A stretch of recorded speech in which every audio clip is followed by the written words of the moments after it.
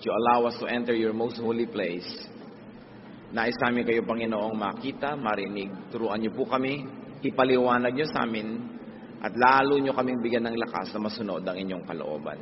We ask you, Father, to be our speaker, lead us, and protect us from all lies and falsehood. Protect us from words of evil men and evil spirits. And may you also bless our loved ones, especially those that are not with us right now. Give us peace, restore our health, strengthen our bodies, sharpen our minds, so we can bring our attention to your message for us. Make our message personal, O God, to the point, Lord, that we will go home and reach, empowered, enlightened by you. We ask you, in the name of your Son, Jesus, our Lord and Savior.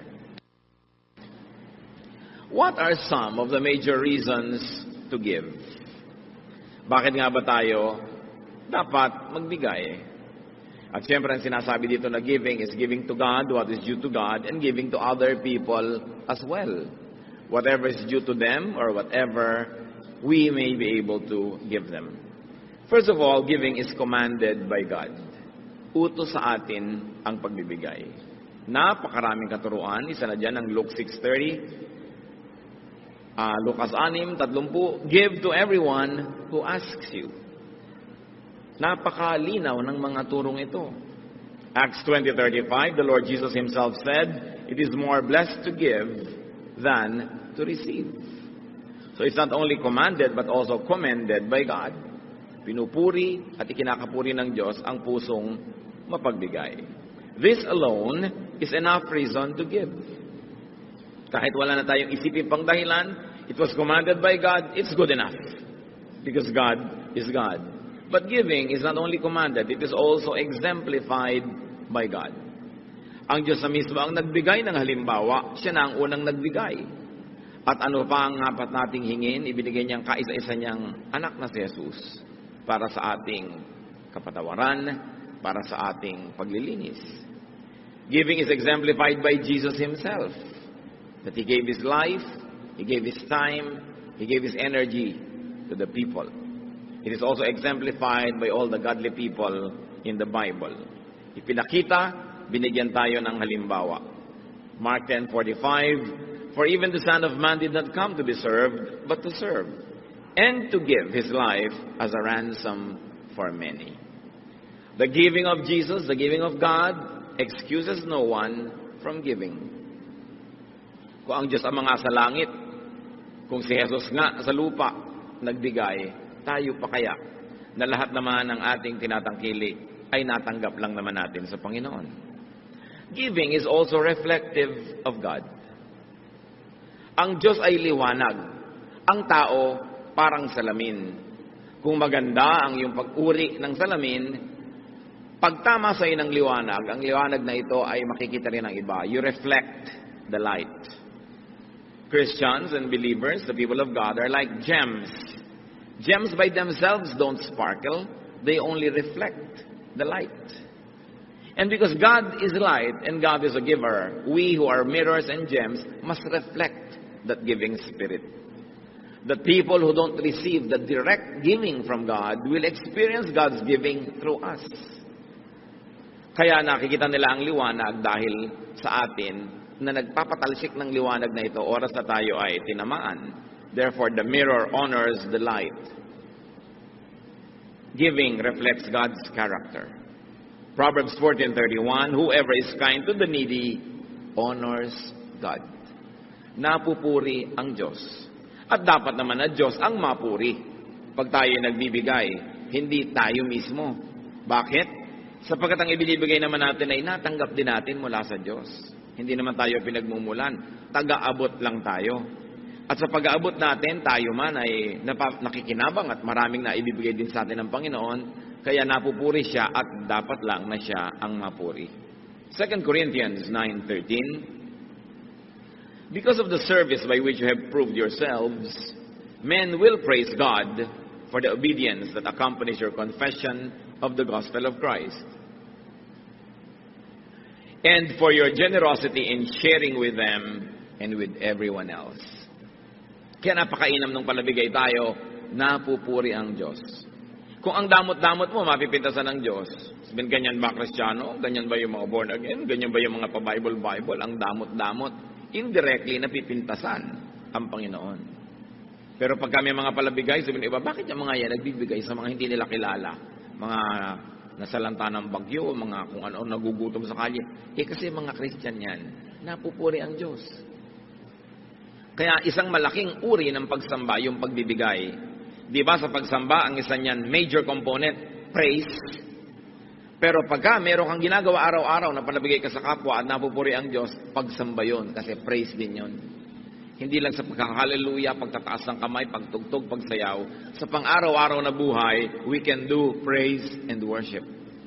When God is praised and worship through our kindness. Giving also blesses the recipient. It spreads goods and goodwill. And beyond that, giving also blesses the giver. Kung merong napagpapala, pag may nagbibigay, unang-una na yung nagbibigay. Kasi kung hindi naman siya nabigyan na una pa, wala naman siyang ipapamigay. Kaya yun lang kakayahan niya na nagbibigay, ibig sabihin, nauna na siya ang tumanggap at siya ang na-bless. Pero hindi lang yun eh. Ang Panginoon kasi hindi ka lang binibigyan para ka makapagbigay. Pag nakapagbigay ka pa, lalo ka pa uling bibigyan.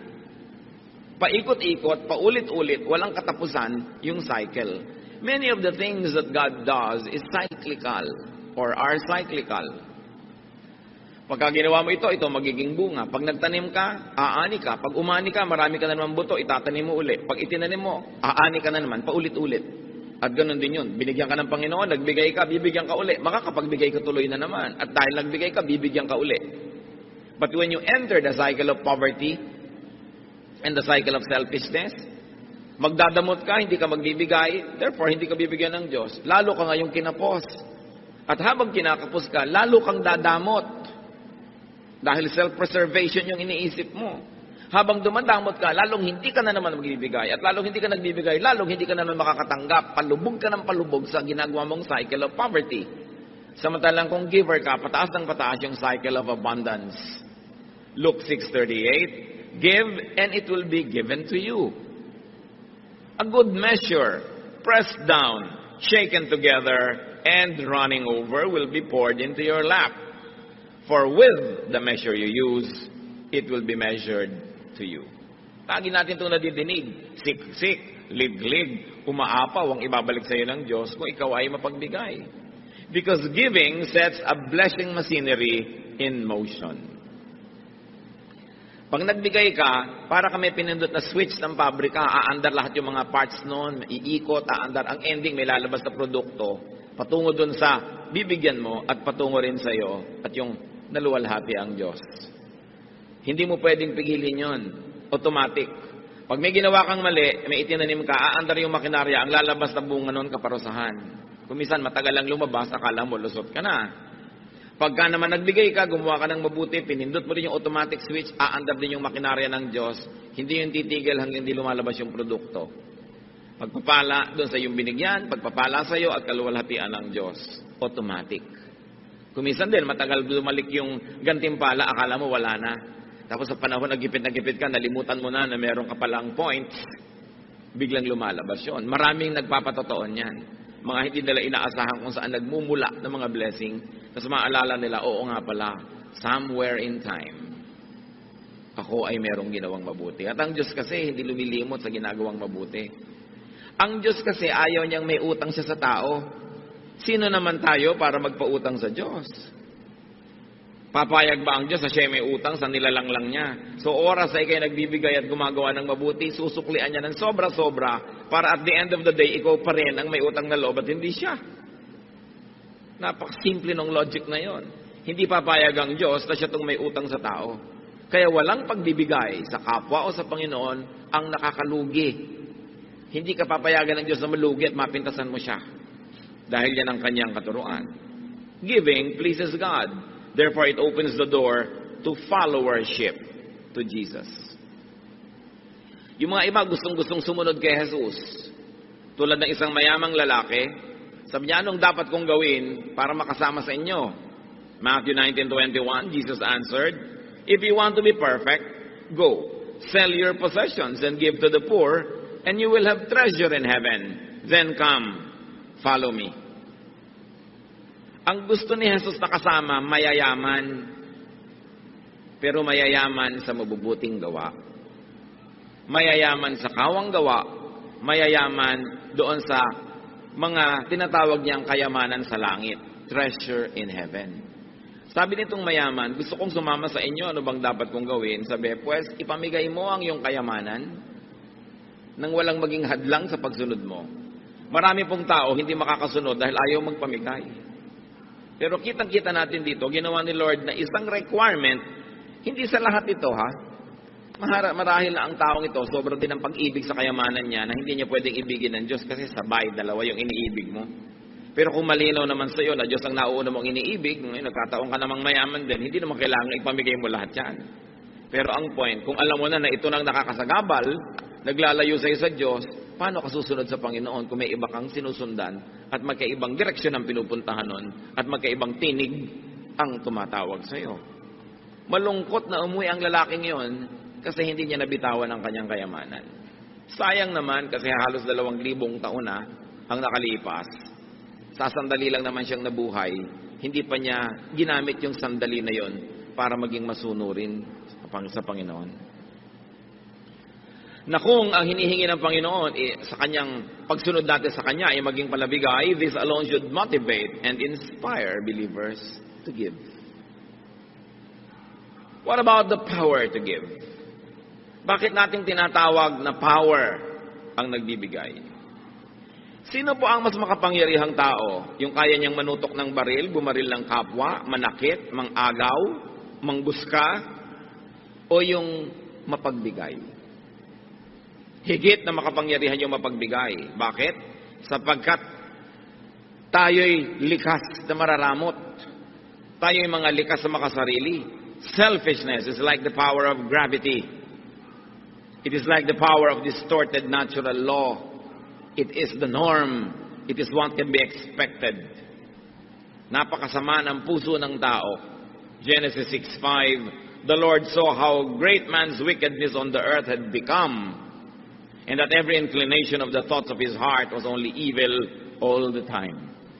Nakita ng Panginoon kung paano nahulog ang tao sa kasamaan na wala siyang iniisip kundi ang pagiging makasarili. Bakit ngayon malakas yung nakakapagbigay? Labanan mo yung force of gravity. Tatalon ka sa building pero hindi ka mahuhulog dahil there is so much power. Tumataas ka pa nga. Yun ang power. Yung merong kang gusto mo para sa sarili mo na ibibigay mo sa iyong kapwa, makapangyarihan ka sa tulong ng Diyos. Yung mga magulang na kakainin na lang ibinibigay pa sa anak, makapangyarihan ang kilos ng Espiritu sa ganung puso. Yun ang mga tunay na tagumpay. Yun ang tunay na sinasaluduhan na kapangyarihan. Yung matanggihan ang sarili at mapagbigyan ang kapwa. It takes so much resolve and energy and power to give. That is why giving is part of praise and worship. No true worshiper comes before God empty-handed. Kahit sa Biblia, sinasabi yun, huwag kayong haharap sa akin na wala man lang bit-bit. Why? Because giving is a triumph of the divine. Sa puso natin na may Espiritu ng Diyos at sa puso nating nananahan din ang Espiritu ng kasamaan, tuwing nagbibigay ka, ang nagtatagumpay ay yung Espiritu ng Diyos. Pero tuwing nagiging makasarili ka, ang nagtatagumpay, your dark side. The selfish side. Kaya isang pagsamba na may dala-dala kang offering. Kasi kung susundin mo lang sarili mo o si Satanas, hindi mo ibibigay yun. Panghihinayangan mo yun para sa sarili mo na lang. Yung maitanggal mo sa sarili mo yun at maiabot mo at maibigay, isang malaking tagumpay ng paglaban sa likas na pagiging makasarili. Pag nakikita ko po kung paano tayo nagsusuporta sa ating mga gawain, anumang mga mission natin, anumang mga project, talagang hindi ko mo mapigil ang sarili kong purihin ng Diyos. Because for every person that gives, there is a triumphant spirit. And for every person, of course, that withholds, it is so saddening, not only because there is no offering, but more importantly, dahil yung tao na yon natalo ng kanyang pagiging makasarili. Natalo ng udyok ng pagiging makasarili. Now, how can we be empowered to give, to obey, and to praise God? How can we be empowered to give and be good to others? First, need and want less. Para tayo makapagbigay at magkaroon ng ganong kapangyarihan, bawasan ang mga listahan ng pangangailangan at mga hinahabol-habol at mga gusto. Habang dumadami ang gusto natin na maging atin, makamkam, masarili, matamasa, andun lang yun, isa lang ang size ng puso natin. Pag maraming space doon, pinuno natin ang mga needs and wants and desires, lumiliit yung espasyo na natitira sa pagiging mapagbigay. Kaya ang una nating dapat ginagawa upang lumaki ang kapangyarihan natin magbigay, paliitin ang ating mga pagnanasa. Hindi pwedeng sabay na pinapalakihan dahil sila ay magkokompetisyon para sa espasyo. And it takes realization and genuine enlightenment. It takes reflection and a decision to win and be a giver. Laging nagtatalo ang sarili. Sayang naman ito, papakinabangan ko to, may magagawa pa ako dito. Ecclesiastes 5:10, whoever loves money never has money enough. Whoever loves wealth is never satisfied with his income. Pagka umiibig ka sa salapi, kahit gaano karami ang dumating sa iyo, kulang. Kaya makikita mo iba, wow, buti na lang umaasenso ang buhay mo. Kulang pa nga eh, marami pa akong needs. Nakakatamad madinig. Pero pag sabi mo, wow, may bago kayo palang mga gamit, bine-bless ka lang, oo nga, praise God. Napakasarap pakinggan. Yung iba naman kasi, daing ng daing dahil baka mautangan. Kahit ang dami-dami na, wala nga. At may mga kilala po tayo mga kapatid, mag-ingat-ingat kayo sa kasasabi nyo ng wala. Kasasabi ng wala, na wala nga. Because there is power in our spoken words. Yung meron ka na, daing ka pa ng daing, nawawala. Samantalang kahit konti, yung parang ang sarap-sarap mong magsalita na, wow, ang yaman-yaman natin, kahit konti, hindi sa pagyayabang, kundi sa pag-appreciate sa Diyos, dumadami. Subukan nyo.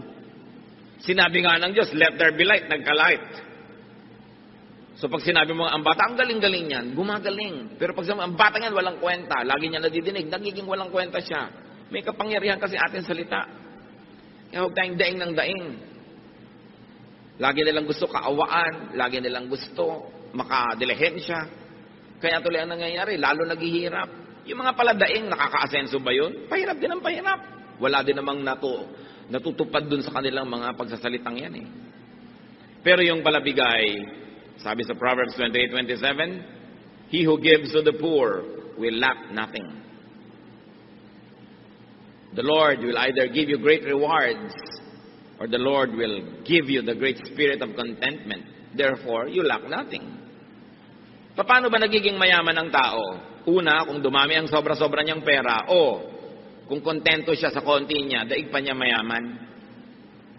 Yung marunong makontento sa konti, daig niya yung marami, pero hindi kontento.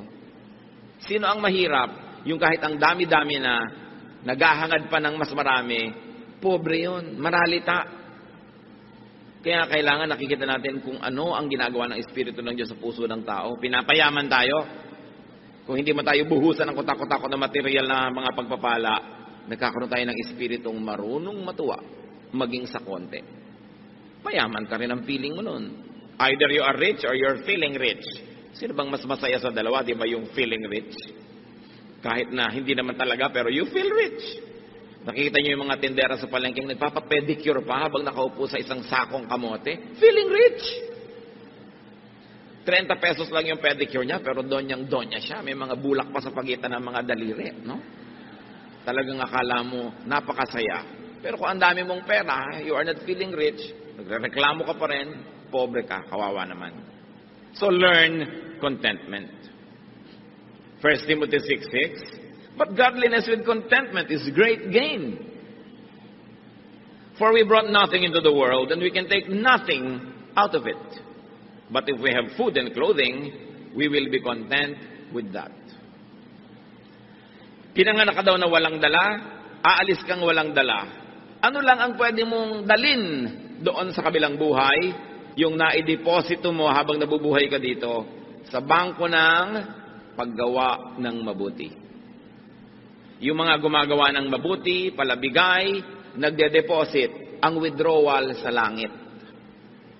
Hindi mo pwedeng dalin, pero pwede mong i-deposit habang nandito ka, doon na lang ang withdrawal. Pero yung dala-dala mong lahat na matay ka, wala kang madadala. Kasi sinasabi ni Lord, gather for yourselves treasures in heaven. Na hindi kayo mananakawan at hindi uuurin o kakalawangin ang inyong mga kayamanan. Sabi ganun, kailangan ganun. Marunong ka mag-deposito doon, marunong ka mag-impok doon sa eternal bank na napaka-importante. How else are we empowered to give? Natural, produce more. Anong ipapamigay mo kung wala ka namang sobra? Meron din naman, kahit kulang, nakakapagbigay pa rin tayo, pero iba na kung sobra-sobra. Ephesians 4:28, he who has been stealing must steal no longer, but must work, doing something useful with his own hands, that he may have something to share with those in need. Sabi, yung dati sa inyong mga tamad, walang ginawa kundi magnakaw lang o manghingi, magdilihensya, tigilan nyo yan, magtrabaho kayo, paasensuhin yung ginagawa nyo, at nang sa ganon, kumita kayo hindi lang ng kailangan nyo, kundi ng higit pa ron, at nang may sobra kayong maipamigay. Yan pala ang magandang ambisyon ng gustong yumaman, para maraming maipamigay. Hindi lang para maraming sarilinin at kamkamin. One of the nicest pleasures in life is to give. Napakasarap nun. At napakasarap na ipagmahal, ipakisama ang pagbibigay. Kaya dapat nating ambisyon na kumita, magtrabaho, maging mabunga para maraming pwedeng ipamigay. Produce surplus for giveaway. And God gives surplus precisely for that reason, so that we can give away. Kung binibigyan kayo ng Diyos ng higit sa inyong pang-araw-araw na pangangailangan, may assignment kayo magbigay. Siyempre, God is God of mathematics, God is God of equation, and God is God of proportion. Alam nga naman nagkamali siya. Binibigyan kayo ng sobra. Nakita nyo noon, nang sila Moses ay nandoon sa disyerto, wala silang makain, umuulan ng mana from heaven. At ang utos ng Diyos, ang kolektahin nyo lang yung kakailangan ninyo sa araw na to. Yung iba sigurista, kumolekta ng pangbukas, inuod yung sobra. Sabi ng Diyos, ba't kayo kumukuha ng sobra? Hindi ba kayo nananalig na bukas nandun uli ako? At bukas magbibigay uli ako? Yung sobra nyo yung pag-iimpok, isang pagpapatunay na hindi kayo nananalig sa aking pangakong bibigyan ko kayo araw-araw. Kaya nabulok. Ngayon, kung binibigyan ka ng sobra, anong dahilan? Para ka makapagbigay. Hindi para maging makasarili ka lamang. Pagkamat hindi man masamang may iniimpok-impok ka, lalo gusto mong mamuhunan, gusto mong may gawin na ganot ganyan, pero hindi lang para sa sarili. Bawat tumatanggap ng sobra, may assignment from God. Luke 12:48, for everyone who has been given much, much will be demanded. And from the one who has been entrusted with much, much more will be asked. Malinaw. Ang binibigyan ng sobra, paghahanapan ng Diyos nung sobrang yon. Kung ano ang kanyang ginawa. Mas mataas ang expectation ng Panginoon sa kanyang mas pinagpapala. Kaya yung pagpapalang tinatanggap natin sa Panginoon is a form of responsibility. It is God's trust. Trust fund niya yun. Hindi sa atin lahat. Bagamat salamat, meron tayong parte doon. Kaya nga sa atin inaabot para rin tayo magkaroon. Pero hindi lahat para sa atin. How else can we be empowered to give, to be acquainted with, and to know suffering from unmet needs? Pag sobrang maluwag ang inyong buhay, kailangan reacquaint yourself with suffering. Don't fail na makipagkwentuhan sa inyong mga labandera, sa mga tindera, mga manikurista, mga mekaniko, mga taxi driver, mga taong nagsisikap, mga isang kahig, isang tuka, mga taong dalawang kahig, kalahating tuka. Kulang na kulang ang kinikita. Kasi kung tayo nakikisalamuha, nakikipagmabutihan, at nakikisangkot sa mga nangangailangan, muling nabubuhay yung espiritu sa atin ng charity. Pagka nakakasalamuha ka sa mga taong konting-konting halaga, napakalaking bagay sa kanila, natututunan mong magbigay ng mga halagang yon at natututunan mong magtipid sa iyong mga luho. Dahil alam mo na ang konting luho ko, malaking bagay na para sa mga sobrang gutom. Pero pag tayo nag-social climb at ang lagi niyong kasalamuha, yung big spenders, yung napakararaming pera at hindi makapagkapwa, sarili ang inaasikaso, gumagastos ng napakalalaking mga pera para sa mga hindi naman mga masyadong kailangan sa buhay. Pag yan ang lagi niyong kasama, kayo'y mamamanhid sa daing at pangangailangan ng mga kapuspalad. At ang gagawin ninyo, makikisama kayo sa kanilang mga paglustay, sisikapin yung kumita ng maraming-marami para lang kayong makasabay sa kanilang mga kaluhuan. Pero hindi tayo dapat maligaw. Tayo ay may pananagutan sa ating kapwa. Kaya dapat, kahit ang ating mga anak, kung lumalaki sa ginhawa, dapat nyo silang iminumulat sa mga pangangailangan ng mga sarili nilang mga pinsan na maaaring higit na nagdaraho kaysa sa inyo. Kailangan silang dinadala sa mga lugar na nakakita silang pagdurusa at hirap para sila'y magkaroon ng malasakit sa kapwa. Hindi yung lagi silang ikinukulong sa mga air-conditioned cars at mga air-conditioned homes at sa mga gated villages at sila ay nagiging bulag sa katotohanan ng pagdurusa ng sangkatauhan. Dapat lagi tayong nagre-reacquaint. Katulad ng Panginoong Yesus, ang anak ng Diyos ay bumaba mula sa ginhawa at luwalhati ng langit para makisalamuha sa mga tao, para maranasan niya ang hirap ng mga tao. At nang sa ganon, hindi lang niya nauunawa sa isip, alam niya sa gawa kung paano makipaglaban sa kasalanan at kahirapan. At dahil ang anak ng Diyos ay nabuhay bilang tao, at dumanas ang lahat ng uri ng tukso, na salamat na lang at kanya na pagtagumpayan, ano ang naging bunga? Naging mapagtanggap si Jesus sa mga makasalanan, mapagpatawad, maibigin, mapagbigay, mapagpagaling, sapagkat naramdaman niya ang lahat ng hirap. Siya man, ipinanganak doon lang sa pakainan ng hayop, sa kahon na nilalagyan lang ng pagkain ng hayop, sa sabsaban. Siya man ay ipinanganak sa bahay ng hayop, hindi sa bahay ng tao.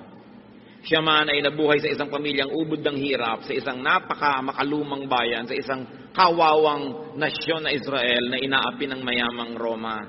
Alam ni Jesus ang pagdurusa, kaya marunong siya magbigay. Kaya ang ating mga kapwa na nanggaling sa hirap, tapos yumaman, dapat lumingon. Hindi yung tatalikuran mo ng todo ang iyong paghihirap, at ang mga kilala mong mahihirap at pipilitin mo na ngayong makibarkada na lang sa mga mayayamang tulad mo rin naman ay galing din sa pusali at pare-pareho kayo nagpapanggap at nagbubulag-bulagan sa mga pangangailangan ng iba. Dapat ngayon ang galing sa hirap ang mas mabuti sa mahirap. Kaya ito naman ang ginagawang pang-uuto sa atin ng mga politiko, lahat galing sa hirap. No? Pero makikita ba natin talaga sa mga ginagawa nila ang malasakit sa mga mahihirap, liba na lang kung oras ng eleksyon. Pero ang totoo nun, meron silang pinefake. Kasi ang katotohanan, pag galing ka sa mahirap, you're qualified and you're empowered. At yung galing talaga sa mayaman, kahit naman siguro pa paano, may kamag-anak ka rin mahirap, alam mo rin kung paano maging mahirap. Dapat huwag tayong maging bingi. Ang Panginoon sa Hebrews 2:18 dinescribe, because He Himself suffered when He was tempted, He is able to help those who are being tempted. Dahil siya nakaranas ng mga panunukso, mabait siya sa mga nagkakasala at sa mga natutumba at nabubuwag. Dahil siya lang naman tong nanatiling nakatayo kahit natukso. Siya lang tong natiling walang kasalanan, lahat naapektuhan, lahat tinatamaan at nasasaktan at nagdurugo at nalulugmok at nadarapa. Ang naging epekto kay Jesus, ang pakikitungo niya sa mga makasalanang tao, naging mapagpatawad siya at mapalakop-kop sa makasalanan. Hindi naging righteous. Ngayon, kung lagi ka lang nasa seminaryo, nasa loob ng simbahan o opisina ng simbahan, nasa mga toreng garing at mga tore ni David na ang tataas, relihiyosong-relihiyoso ka, ano nagiging bunga? Lalo ka ngayong mapaghusga, lalo ka mapagmataas, at hindi ka makapagpasensya sa nagkakamali. Hindi yan ang example ni Jesus. Ang example niya, naunawa niya na mahirap magpakabanal, maging yung babaeng babatuhin dahil nahuli na sa akto ng pangangalo niya, sinanggahan pa niya. Pero sabi niya, sin no more. Naiintindihan niya. Kaya tayo namang aral ng salita ng Diyos, ang dapat nagiging bunga, naiintindihan natin yung kinakapos, hindi hinuhusgahan natin sila. Christians are a very peculiar people. We kill our wounded. Mabuti pa kumisan yung mga rebelde, yung mga kasama nilang nababaril, binubuhat.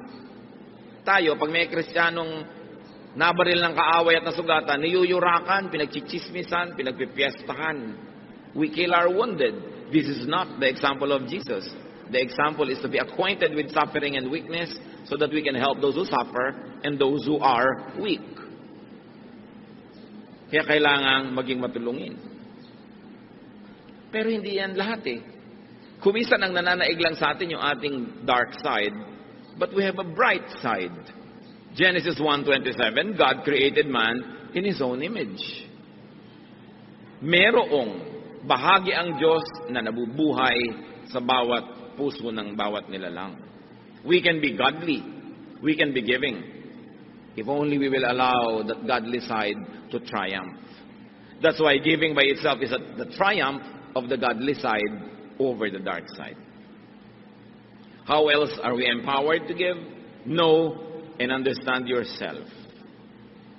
Understand your position in God's economy. Sino ka ba talaga? Anong papel mo dito sa mundong nilikha ng Diyos? At ang lahat ng taong malinaw ang pag-iisip, we will realize that you are just a recipient of God's kindness. You are just a recipient of God's grace. Therefore, you are to be a channel of that same kindness and grace. Tumatanggap lang tayo. Kumisan sa tagal mo at dami ng tinanggap, nakakalimutan na natin yun. Akala natin tayo na nga yung hero, tayo na nga yung great. Pero tayo tumatanggap lang. At dahil doon, meron tayong pananagutan sa nagbibigay. Luke 14:13-14. But when you give a banquet, invite the poor, the crippled, the lame, the blind, and you will be blessed. Although they cannot repay you, you will be repaid at the resurrection of the righteous. Sasabihin ng mga tao, Pastor, yung po ba mga Christian nagdedebu? Yung po ba mga Christian naghahandaan? Yung po ba mga Christian nagpa-party? I say, yes, lalong dapat. Kasi mga anak tayo ng Diyos, dapat natin ipagdiwang ang Diyos. Pero may pagkakaiba.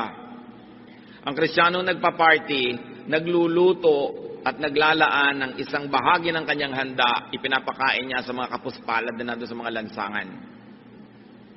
Ang mga Kristiyano at anak ng Diyos na naghahandaan, nagsasaya, laging may bahagi para ipamigay. Kasi mahirap naman yatang sundin yung hindi nyo kilalang lahat ng sinasabing poor, crippled, lame, blind, nasa party nyo, di ba? Kahit gaano kayo kabanal, hindi naman siguro kayo sobrang mag-e-enjoy, ang daming hindi nyo kakilala. So anong gagawin nyo? Ipadala nyo yung dapat nyo ipakain kung saan man sila naroon. Mga Kristiyano na isang buong pamilya kakain sa restaurant, ang dami-daming kinain. Why don't you order 2 or 3 dishes at ibigay nyo sa mga waiter na nag-silbi sa inyo? Iuwi naman nila sa pamilya nila, makapag-party rin sila kahit man lang pansit. Yun ang pinagkaiba.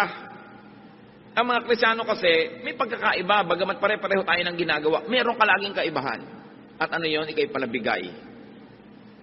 Kahit pa nga, hindi naman sobra.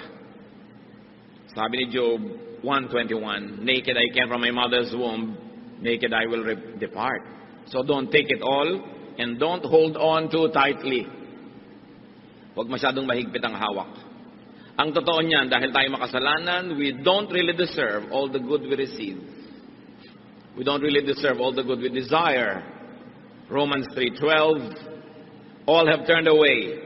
They have together become worthless. There is no one who does good, not even one. So what is a great lie or kasalanan? That you deserve the good life.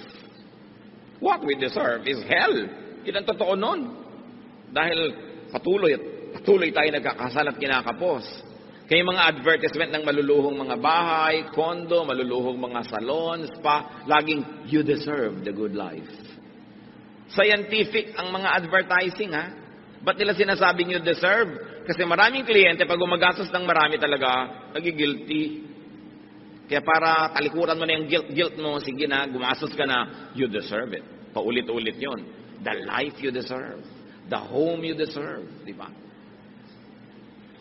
Katulad ng mayamang lalaki na akala niya siya na talaga ang hero kung ba't siya yumaman sa Luke 12:19. Matapos siyang ang daming inani, inipon niya, nagdagdag pa siya ng mga bodega, and I'll say to myself, you have plenty of goods laid up for yourselves for many years. Take life easy, eat, drink, and be merry. Pero siya itinuwido ng Diyos. Sabi ng Lord, you fool, that's not the way. Not just because you work so hard, you have already earned it. The lie that we deserve good things desensitizes us to want, to get, and to waste more. Yung I deserve it naman eh. I work so hard, so I deserve this. We are not really that good. Kuminsan dumadating sa'yo ang daming pagpapala, ang daming mga material blessings, maraming success, dapat mong huwag makalimutan, pinagpapala ka lang. O tulad ng sinasabi ni Solomon, well, sinuwerte ka lang, huwag ka maniwala na ikaw talaga lahat ang dahilan kung bakit ka matagumpay. Sabi niya sa Ecclesiastes 9:11, I have seen something else under the sun. The race is not to the swift or the battle to the strong, nor does food come to the wise, or wealth to the brilliant, or favor to the learned, but time and chance happen to them all. Yan, naobserbahan ko yan. Hindi naman lahat ng mabilis tumakbo na nanalo sa karera. Hindi naman kung matalino ka, ikaw ang may kakaining masarap. Hindi kung ikaw ay matalino, yayaman ka. Sabi ganon, tsamba-tsamba kumisan. Panapanahon, swerte-swerte. Time and chance happen to all. At lahat sa atin na nagtagumpay at patuloy na nagtatagumpay, alam nyo, ang laki ng element ng chance. Kung hindi man chance, well, binless kayo ni Lord, pinlano niya. Pero kung hindi, sabi ni Solomon, hindi ka naman nanalo dahil ikaw yung pinakamagaling eh. Hindi, Mr. Ma, ikaw yung nakukuha. Kahit yung offer mo, hindi pinakamaganda. Sabi gano'n, nagkakataon. O kung hindi man nagkataon lang, talagang Diyos ang may bigay. Lalong, dapat ka maging humble, huwag ka maging mayabang. Sasabihin mo, I deserve this. Dahil hindi naman lahat ng nagsisikap, umaasenso ah. Hindi lahat ng nagtatrabaho ng mabuti, nagkakaroon ng mga reward agad. May X factor yan na hindi natin alam that should keep us humble. Hindi ko man nag-top ka sa board o sa bar, ang galing mo. Nagkataon na yung pinag-aralan mo, yun ang natanong. Hindi naman kung bumagsak ka, hindi ka na marunong. Ang dami-dami mong alam, yung pang hindi mo alam ang naitanong-tanong. Maraming ganyan. Kaya kailangan talaga lagi kang umaasa sa pagpapala ng Diyos. And that we should always be humble. We must be less and less selfish. Everything good that you have came and comes from God. Ecclesiastes 5:19, God gives man wealth and possession and enables him to enjoy them. This is a gift of God. Regalo. James 1:17, every good and perfect gift is from above, coming down from the Father. So a realistic, humble, and grateful attitude necessitates and empowers giving. Pagka makatotohanan ng pagkakilala mo sa iyong sarili, ikay mapagpakumbaba at tumatanaw ng utang na loob sa Diyos, magkakaroon ka ng lakas para maging mapagbigay. The godly way to react to so much suffering and needs around us is to give more. Giving, by the way, is not only for the rich. It is also for the unrich. Akala natin yung mga mayayaman lang ang dapat magbigay. Kaya sa maraming churches, yung konting pamilyang may kaya, sila na lang lagi ang taya. Yung iba lagi na lang, ay, mayaman si sister ganun, mayaman si ka ganun. Mark 12:42-44, sa offering, inobserve ni Lord yung mga tao, but a poor widow came and put in 2 very small copper coins, worth only a fraction of a penny. Calling his disciples to him, Jesus said, I tell you the truth, this poor widow has put more into the treasury than all the others. They all gave out of their wealth, but she out of her poverty put in everything, all she had to live on. Binibilang pala ng Panginoon yung mga hinuhulog ng mga tao doon sa offering box. Siyempre, yung mayayaman, yung mga supot nila ng mga punong-puno ng mga silver, mga gold, mga coins. Pag lumaglag yun doon sa loob, ang lakas ng tunog. Merong isang babaeng ubod ng hirap, balo, naglaglag lang siya ng 2 pagkanipis-nipis na barya. Siguro manipis pa sa pinipig. Wala man lang tunog. Pero sabi ni Jesus, kita niyo yung babaeng yon? Yan ang pinakamalaking donor ng church na to. Ha? Ang liit nga ng binigay. Bakit siya ang pinakamalaking donor? Lahat binigay niyo, wala nang natira sa kanya. Ang binibilang pala ng Panginoon, hindi yung inilagay mo, kundi yung natira pa sa'yo, matapos ka maglagay. At doon nakabase sa kanya kung sino ang biggest donor. Nakikita natin, giving is not only for the rich. Giving is for everybody. From each according to ability. That is how it should be. So you can give from your own neediness. Hindi yan excuse. Nung nagkaroon ng kontribusyon ng mga churches all over the known world, pati yung mga poor churches, akala nyo exempted? Hindi. Merong isang super hirap na church, napuri masyado. Kasi hindi siya nagpa-exempt dahil mahirap siya. Siya pa ang nagpilit na isali siya sa mga magbibigay sa pangangailangan. 2 Corinthians 8:2. And now, brothers, we want you to know about the grace that God has given the Macedonian churches. Out of the most severe trial, their overflowing joy and their extreme poverty welled up in rich generosity. For I testify that they gave as much as they were able and even beyond their ability. Sabi ni Paul, alam nyo yung mga churches sa Macedonia, sa kabila ng kanilang sobrang mga kagipitan, lalo namang nag-umapaw ang kanilang pagiging mapagbigay. Sa tingin ko, pinakamayaman sila sapagkat sa kabila ng yon, lampas pa sa kaya nila, ginawa nila. And up to now, we are talking about these Macedonian churches. Meanwhile, while giving is not only for the rich to do, giving is not only to the poor. Ang pagbibigay, hindi lang para sa mahirap. It is also to the hardworking, to the enterprising, the productive, and the fruitful. Lagi nating nire-reward ang poverty. Every politician likes to give to the poor. Kanino nila kukunin yung ibibigay nila to the poor? Di from the middle class.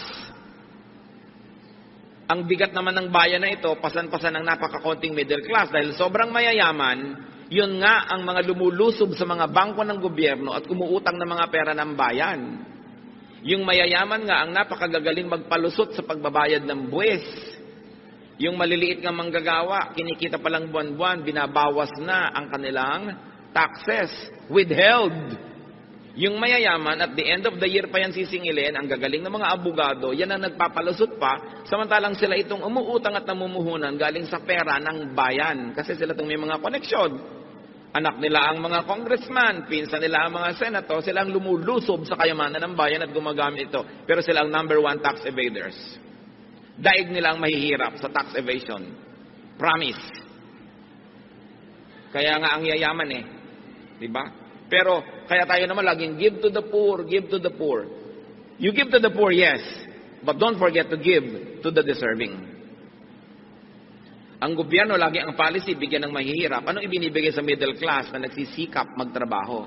Anong ibinibigay sa mga taxpayers? Nasaan ang mga pinupuntahan ng mga buwis na ibinabayad ng taxpayer? May konti kang lupa, nagbabayad ka ng realty tax, at kung ano-ano, titirhan ng squatter, ibibigay sa squatter yung lote mo, ikaw pa magbabayad para siya umalis. This is unjust. You don't give only to the poor, you give to those who work hard. You reward good labor. So, ang policy ng Panginoon, hindi yung always give to the poor, pero tamad.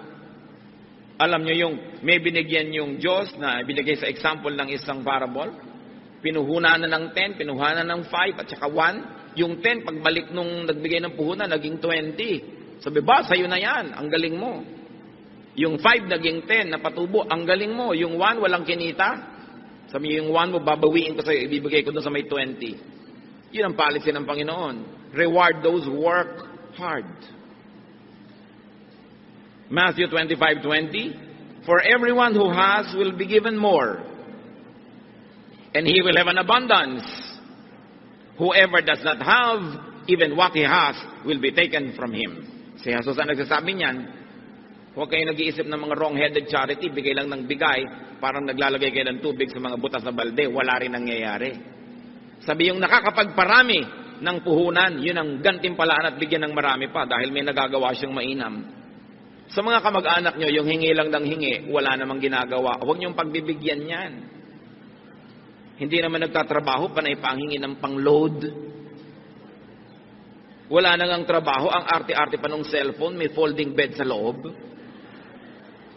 Pag hindi sila productive, sayang ang perang binibigay nyo. Pag nakakita kayo ng kamag-anak nyo na, uy, binigay mo ng konting pera, bumili ng kawali at saging na saba, nagtinda ng banana Q, yun ang pagbibigyan nyo dahil dami binibigay nyo doon. Pero yung konting bibigay mo, magmomall agad, magpa-party na, ano mangyayari doon? Ulitin natin ng Matthew 25:20, galing sa bibig ng Panginoon ito. Dibdibin nyo to. For everyone who has will be given more, and he will have an abundance. Whoever does not have, even what he has, will be taken from him. In the context of katamaran ito, huwag niyong lalayo. Kung tamad ka, yung konting nasa iyo, dapat pang bawiin. Sayang lang. Ibigay doon sa makakapagparami. The blessing of abundance is empowerment to give. The downside of poverty is your inability to give. Napakasarap nung nakapagbibigay. So give to those who earn and deserve it. Because we are measured not by what we receive, but by what we give. Giving is one of man's most victorious acts versus the temptation to be selfish. Giving is one of man's most powerful acts. So be empowered to give. Ang tanong, at dito tayo magtatapos, ano ang pumipigil sa atin para magbigay? At kung nagbibigay naman tayo, anong pumipigil sa atin para magbigay ng lubos? Lalong-lalo kung pinagpapala naman tayo ng Panginoon. Mga magulang, nagbibigay ba tayo ng lubos sa ating mga anak? Mga anak, nagbibigay ba tayo ng lubos sa ating mga magulang? Mga magkakapatid? Mga employers, nagbibigay ba kayo ng tama, lubos sa inyong mga empleyado? Mga empleyado, nagbibigay ba kayo ng tama sa inyong mga amo? Na kayo matapat, nagtatrabaho ng mahusay? Ang pagbibigay ay utos ng Diyos. Halimbawa ng Diyos at ng Panginoon at ipinangako niyang pinagpapala niya ang nagbibigay. Aming Ama sa langit, kayo na nagbibigay ng buhay sa amin at lahat ng aming pangangailangan, ituro niyo sa amin, Lord.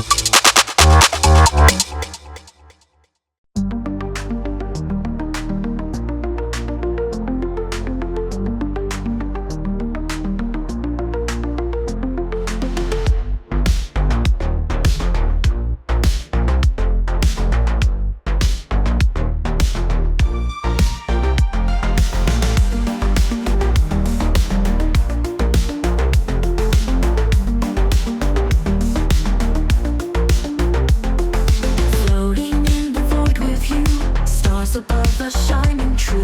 Heartbeats echo in the night. We're in orbit, feeling light. Galaxy spins round so fast. Moments that we hope will last. Whispers in the cosmic breeze. Time's like a gentle tease. Cosmic hearts beat together through the storm and through the tether.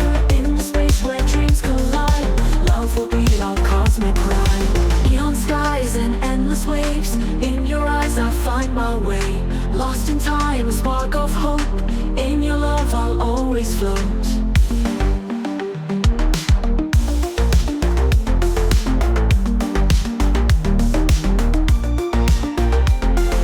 Shimmering lights dance on high. In your arms I touch the sky. Electrified by your touch. Forever never feels too much. Cosmic hearts beat together through the storm and through the tether. In the space where dreams collide, love will be our cosmic ride. Cosmic hearts beat together through the storm and through the tether. In the space where dreams collide, love will be our cosmic ride. Cosmic hearts beat together through the storm and through the tether. In the space where dreams collide, love will be our cosmic ride. Neon skies and endless waves. In your eyes I find my way. Lost in time, a spark of hope. In your love, my home I find.